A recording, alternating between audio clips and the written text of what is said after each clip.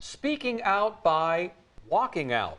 Students in Hampton Roads High School showed their opposition today to proposed guidance from the governor regarding transgender students. The demonstrations come at the same time a public comment page for the Department of Education has been flooded with nearly 20,000 responses. Investigative reporter Chris Horne's in the newsroom with more on the local protests. Chris? Yeah, students were showing their opposition to the draft model guidelines with signs, flags, and brief trips outside their classrooms.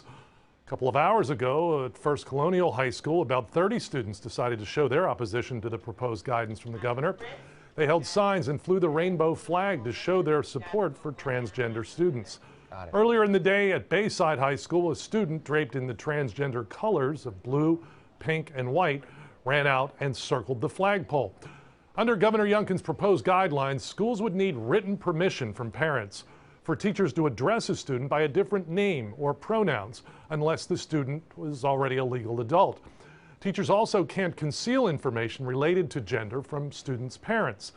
Students would have to use restrooms coinciding with their gender at birth. Opponents say the proposals would be harmful, isolating, and deny students a basic level of respect. Meanwhile, a state superintendent of schools says a transgender student's identity at school should be consistent with their identity at home. If they're out at school, they're going by one name and possibly a different identity at home, and our goal should really be to use the supports that exist in schools, in our communities, to really bring families and schools and communities together. Balo encourages everyone to read the draft policies carefully. She said while the response on the public comment page has been robust, the Department of Education doesn't look at that forum as a scoreboard or a vote tally. Public comment period opened yesterday morning right after midnight. It continues for a total of 30 days.